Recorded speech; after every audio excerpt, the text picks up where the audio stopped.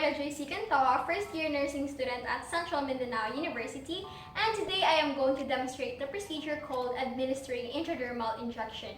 But before that, we're going to do an assessment, which is to assess the patient for any allergies, to assess the patient's knowledge of the medication, and to check the expiration date before administering the medication. For the possible nursing diagnosis, we have deficient knowledge and risk for allergy response. For the materials, we're going to be needing disposable gloves, a sterile syringe and needles, a small gauge square or an alcohol prep pad, of course the medication itself. Since we're all set, we're going to start with the procedure. Procedure number 1 is to verify the practitioner's order. This is to ensure that the right patient receives the right medication.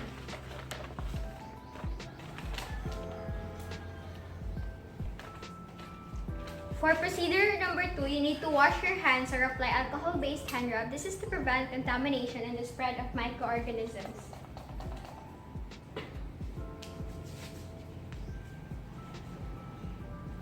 For procedure number 3, you need to prepare or gather the supplies based on the 5 rights of medication administration. This is to save time and use energy efficiently. So we already gathered the necessary materials here.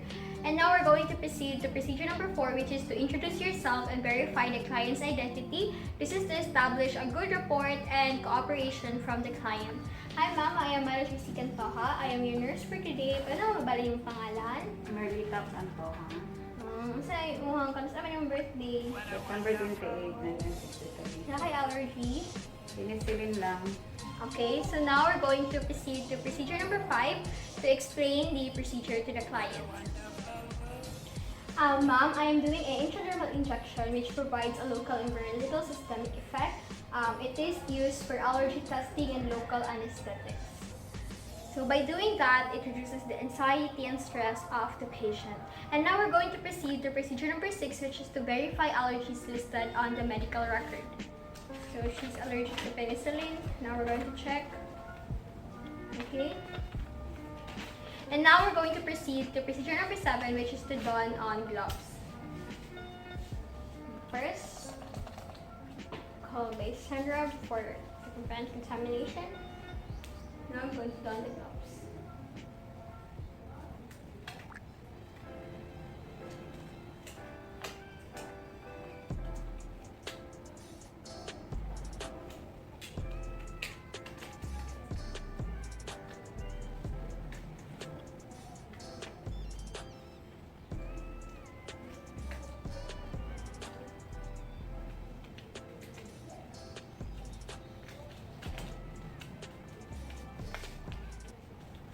And now we're going to proceed to procedure number 8.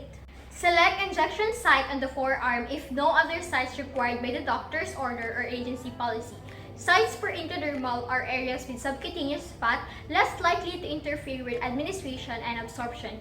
If forearms is unsuitable for use, select an alternative site. Forearm is the standard initial starting point and has at least amount of subcutaneous tissues. This is to ensure that the procedure will be done accordingly without obstruction. Choosing intradermal sites with less fats enhances the accuracy of the procedure. So now we're going to proceed to procedure number 9. Position the client with forearms supinated.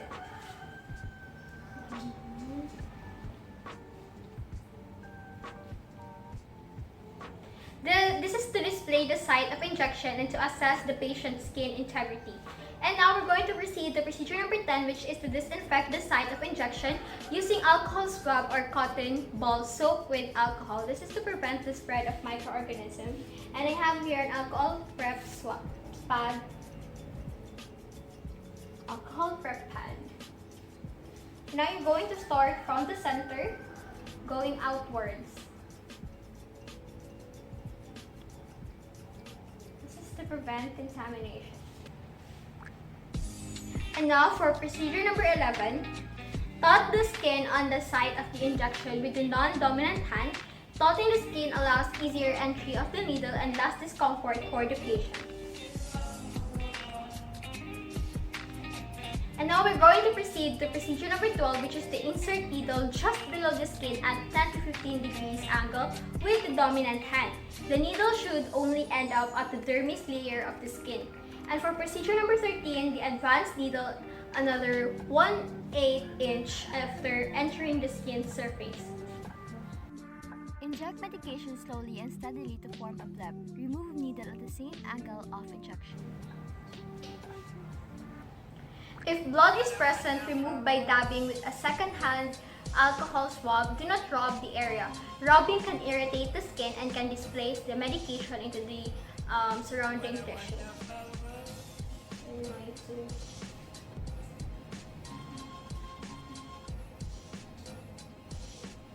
Put it here. And for procedure number 17, observe skin for local redness or swelling and assess the skin for any allergic reaction.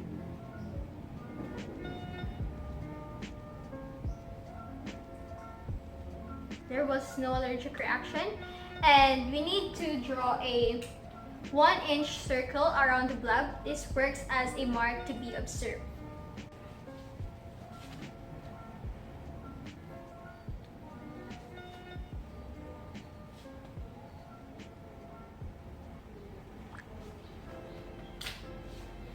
So now we're going to proceed to procedure 19, which is to place the client to a comfortable position.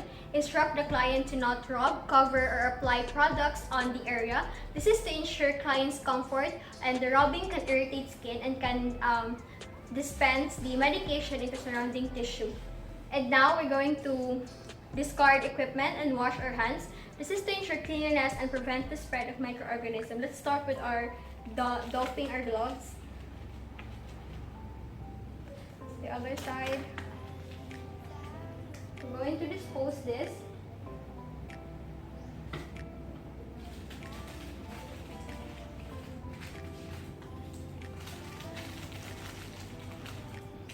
Where we use tissue.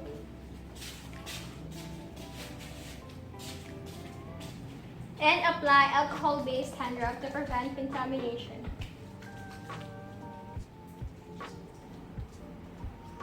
And now we need to do an aftercare to the patient. Okay, ma'am.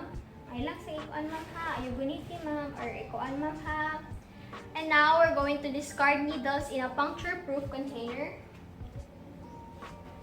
We're going to discard it.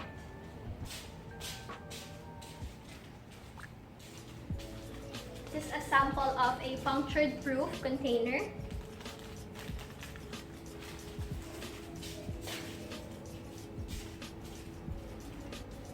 So this is to ensure cleanliness and prevent the spread of contamination.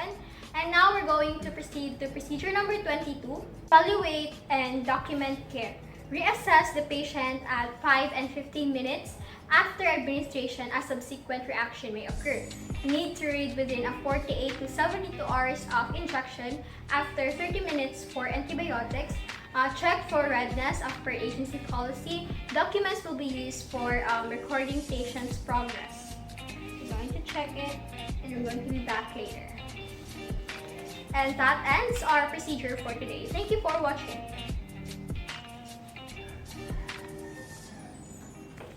Bye!